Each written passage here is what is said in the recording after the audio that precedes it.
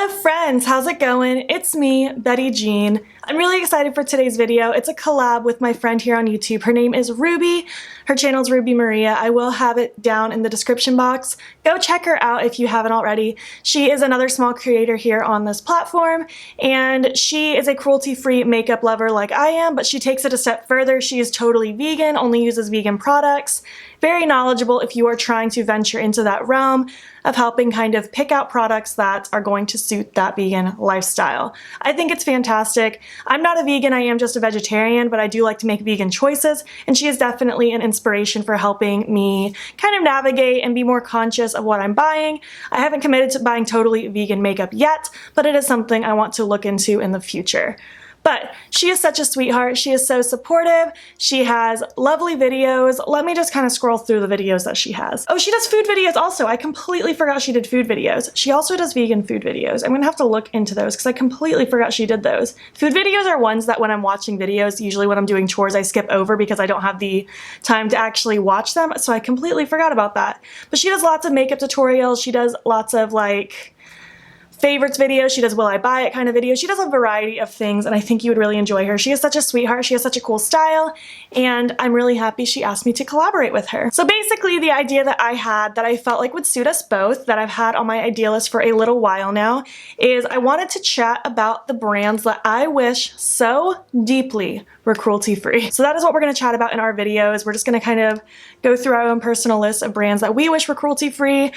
When I chatted with her, I didn't specifically say makeup only, and I technically have a couple things that aren't makeup on my list.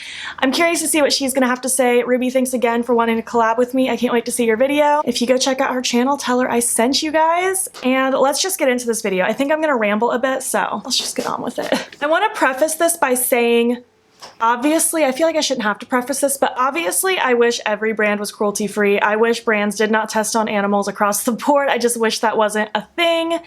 But alas, it is. And basically, I just wanted to chat about the brands that maybe I miss them in some cases because I didn't used to always be cruelty-free. There are definitely some brands I used to use that I don't anymore. There are some products I miss so deeply. There are products that I think, or brands I should say, that I feel like would make such a big impact if they switched to the cruelty-free status. There's a lot of reasons. I'm gonna delve into those as we get through them. And I also wanted to go over kind of my personal definition of cruelty-free. Everyone's is a little bit different. There are different kind of lines you can take with it. Mine is I don't want to buy from brands that test on animals, period. Even if it's okay in their own country, it's not okay in my mind ever. So absolutely no animal testing. And I also do not buy from brands that sell mink lashes because I've come across some brands that their products are all cruelty-free, but they sell mink lashes, which the mink lash thing is more of a vegan versus non-vegan thing technically. But in my mind, I don't feel like there's a humane way to collect animal hair. You know what I mean? Like, people are not actually just brushing minks all day long. Like, that's not a thing. So yeah, mink lashes and testing on animals, that is what excludes someone from being cruelty-free in my mind. One other thing, I am not in any way judging you if you are not cruelty-free with your makeup journey. I would never judge someone for their choices, and I also do not want anyone judging me for mine. Literally just no judgment. I just wanted to speak my mind. Just gonna hop into my little planner here where I wrote down all my notes, and we're going to chat about this. I also asked this question on my Instagram stories just because I was curious what all of you had to say, just to kind of start a conversation, and I thought it was really cool how many of you guys actually participated in that. Alrighty, brands I wish were cruelty-free. Number one, I wrote Makeup Forever, mostly because I miss that damn stick foundation so much. I don't even know if I would like it anymore. It's been like 4 years since I've tried that foundation probably, but it's that Ultra HD stick foundation. I used to love that stick foundation. I honestly can't think of really anything else from that brand that I would need in my life, but if they were to switch to cruelty-free status, you better believe I'd be running to Sephora and grabbing that stick. Loved that foundation so much. It was so dewy and it went on so nicely, but again, who knows if I would even like it anymore. How heartbreaking would that be if it didn't even work for me anymore. But yeah, Makeup Forever is the first one I wrote down just because that foundation popped right in my brain. The next one is L'Oreal. L'Oreal I want to change so bad. It was such a big deal when CoverGirl made the switch, and it would be such a big deal if L'Oreal made the switch. They are such a big, widely known brand, and they're so accessible. That's part of the problem with the drugstore, is a lot of the brands in there are not cruelty-free. So to an extent, being a cruelty-free makeup buyer has privilege with it. Like, some people just cannot afford to go to like Sephora or Ulta or buy online. Sometimes people are just limited to the drugstore that they have, so they have no choice but to not be cruelty free, which I can totally understand. But man, it would make such a difference if L'Oreal switched, and I miss that Pro Glow foundation so much. Pro Glow was my #1 favorite. That was like the hardest thing to give up. When I switched to cruelty free status, everything was pretty easy, but that Pro Glow foundation, ooh, I still think about it. I loved that foundation. I would be so heartbroken if I no longer liked it if they made the switch. Oh, but L'Oreal would be such a cool one. They have a few other products that I really liked as well. They had one of the foundations that was in like a, it was in like a cushion. It was like a Lumi cushion. I remember liking that one. Why can't I think of anything else? I don't keep up with these brands too hard now that I've switched, just because I don't want to like fantasize over something that I can't have. But L'Oreal would be such an important one, I feel like, if they made the switch. That would be such a game changer. And to segue into the next one, also Maybelline. Maybelline would be such a big deal as well. If these big drugstore brands could just make the switch, the world would be a better place. I miss the, what was it called? It's one of the foundations. It was like the Fit Me Dewy one. Loved that foundation. Holy cow, that was so good. And I really, really wanted to try the Fit Me Loose Powder, but when that one came out, that was kind of when I was transitioning into cruelty free. I don't know what that motion was, but I didn't end up picking that one up because I felt like it was pointless when I already kind of had my mind made up that I didn't want to buy from non-cruelty free brands anymore. Yes, I thought I was saying that backwards. So I didn't end up picking that one up, but I heard such bomb things about that powder. So I really want to try that one, and I missed that foundation. Drugstore had some good foundations, I'll just tell you that much. But Maybelline, L'Oreal, get on it, please. They are never gonna see this video. They do not care about my opinion. But it would be such a game changer. This next one almost makes me angry to talk about, but NARS, you used to be cruelty free, and then you decided to not be? Why? Why? I mean, I know why, because you can make more money if you're selling in China, but why? I want NARS to switch back so bad. Not so much that I miss really any of their products, because I wasn't a huge NARS enthusiast. They're a bit out of my price range, and the things that I tried I wasn't a huge fan of. I think the Orgasm Blush and the Radiant Creamy Concealer are the only things I've tried, and I didn't really love either. I actually hated the Creamy Concealer. I thought it was awful, very overhyped, but the Orgasm Blush was just kind of okay. But there is a foundation I'm interested in. It's one of their luminous ones. I can't remember the name. I know it's pricey, but I'd potentially try it. And they also have some face products, like some bronzers and things like that, that I'd be interested in trying. But really, like, it's just, that was so heartbreaking. I remember being so bothered when I found out, and I wasn't even an avid shopper from them. It's just like, you took many steps backwards, NARS, that's all I'm saying. This one could make me cry, because I wish so bad that they were cruelty free. The Laneige brand, the one that has the lip sleeping mask that everyone raves about. I actually got a sample of one in an Ipsy bag many a moon ago, and it was such a good lip mask. It was so perfect. I was ready to buy one. I think at that point I was already mostly switched to cruelty free for the most part, but I remember going to buy it after I was running out, and I found out they weren't cruelty free, and it was fine. I just let it go. It wasn't a big deal. But now that they've kind of surfaced to more people and more people are using them, and they've come out with more flavors and they have different formulas, I'm so upset. I want their products so bad. They're probably like my #1 on this list. And they just have freaking lip products. I just want that lip sleeping mask so badly. It's so good. Granted, I really do like this NYX one. Let me find it. This NYX Bear With Me lip conditioner. It's not really the same. It's more of like a swipe on kind of deal. It's not as thick. But I do like this one. It's a good lip conditioner. But man, I want that Laneige product so badly. This next one is Benefit. Benefit also kind of annoys me that they haven't made the switch, because I feel like a lot of like higher end brands in Sephora, not luxury per se, but higher end brands, they've made that switch. So I don't know what Benefit's doing. They're just chilling, doing their stuff, releasing the same products again and again. Honestly, I really just want their cheek products. I really liked their blushes. California was so pretty. I know there were more Rockateur. Dandelion was really pretty. I really, really like their blushes, and I want that stupid cookie highlight that Teresa's Dead raves about so bad. It looks so pretty.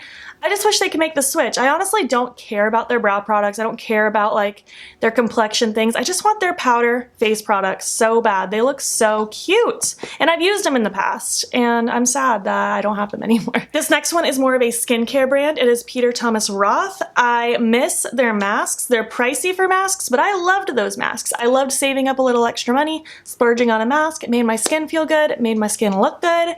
I really like the Water Drench Moisturizer, which I technically still have a little bit in my bathroom just because I wasn't about to throw away an expensive product and it's just taken me a long time to get use out of it. But I really like that. There's just a lot of good skincare for Peter Thomas Roth and I want them to make the switch. A lot of skincare has not made the switch and a lot of hair care has not made the switch. I didn't even include hair care in this because I could have gone on for hours and hours, but it's frustrating how little hair care and skincare, especially professional level, isn't cruelty free. But there's also plenty of things that are that I love, like Pixie, e.l.f., Drunk Elephant is my #1. So many great things, but I do miss the masks from Peter Thomas Roth. Ooh, this next one's gonna get me heated. Okay, this one is a little controversial, and I'll kind of get into it a little bit, but Wet n Wild are big fat liars, basically. They started selling in China without telling anybody, and literally customers would ask them, do you sell your products in China? And they would answer no, when in fact they actually were. And then it just took someone actually noticing and taking a picture or something like that, and it went around, and then they admitted to it. But I don't know, they tried to say like, oh, we don't actually test on animals and stuff like that, but there's this whole thing where technically if someone complains about a product like causing irritation, they can take the product off the shelf at any point and test it to see any kind of reaction it does. So it might not get testing pre-sale, but it can get taken off at any point for testing, and for me that just draws the line. On top of the fact that they lied, Wet n Wild's one of those ones where if they did stop selling in China, I honestly might not buy from them again just because that lie sucked. And man, it broke my heart because I actually got added to Wet n Wild's PR list like 3 weeks before this happened. I'd gotten my first package, I just uploaded a video with it like 2 days or 3 days before. I can't tell you how heartbroken I was. It felt like I was getting broken up with. Then I made a post explaining what I was going to be doing, and I had quite a few people come to me saying how I'm stupid giving up this opportunity and I can't believe I would just take myself off the PR list, and saying that I didn't know what I was talking about, and it felt awful. I did have a lot of you come to comfort me and say that you were happy that I'm staying firm in my ethics and not being swayed just because of PR and stuff like that, which meant a lot to me. But that was such a hard time, guys. You have no idea. I was so stressed and heartbroken. I had the worst stomach aches. It was just such an awful moment. I just wish that hadn't even happened because, like I said, I don't even know if I could buy from them because the lie just really sucked. Like, I really put a lot of trust into these brands that say they don't test on animals, and I believe them. And then for that to happen, it was just a sucky feeling. The next brand is another skincare brand. It's called Fresh. The only thing I think I've used from them is the Fresh Soy Cleanser.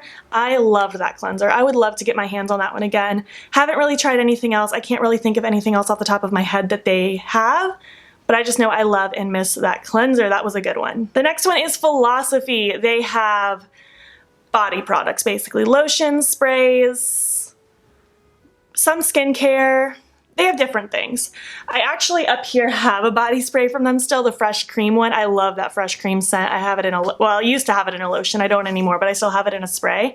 And I miss the Purity Cleanser so bad. That's the main point of Philosophy. I miss that Purity Cleanser. It was so good. I went through so many bottles of it, you guys don't even know. I probably went through like 6 big bottles of it in my time. Such a good cleanser. Made my skin feel so good. It took my makeup off so gently. Oh, it was such a beautiful cleanser. Philosophy, please be cruelty-free so I can have that cleanser again. This next one strays away from makeup completely. This is the Bath & Body Works brand. I miss those candles. I miss those soaps. I miss those body sprays, but alas, Bath & Body Works does test on animals. Technically, on the back of their bottle, it says cruelty-free, but if you do a little bit of internet research, they do sell in places like China where it's required by law, things like that. So they are not on my list, unfortunately. I miss those candles, especially on $10 candle day, but thankfully Yankee Candle doesn't test on animals, so I buy some from them. I also buy from random indie shops here and there, but I'm still so annoyed. Come on, Bath & Body Works, I miss those candles. The next one I want to talk about is Clinique. I want that Take the Day Off Cleansing Balm so bad. I never got a chance to try it and I still think about it. There are some good things here and there that I've heard about. Again, I can't really think of specifics off the top of my head because I don't pay close attention because I'm not going to buy from them anyways. But I know they have pretty solid skincare. Their price range is pretty fair for what it is. And I would be happy to give them a shot, you know? The next one is the Sephora brand. Mostly just because I feel like for high-end makeup in a high-end store, they have more affordable prices, and really I miss those blushes. I think I had one back in the day and I didn't appreciate it enough, but now that I've evolved and I'm a blush lover, I would love to get my hands on some of those Sephora brand blushes. I've heard such great things, heard great things about some of the foundations or something. Again, I don't keep up with specifics, but just Sephora brand in general, they have a wide range and I would be happy to venture into there a little bit if they didn't test on animals. The next brand is Origins. They also had some masks that I really remember loving.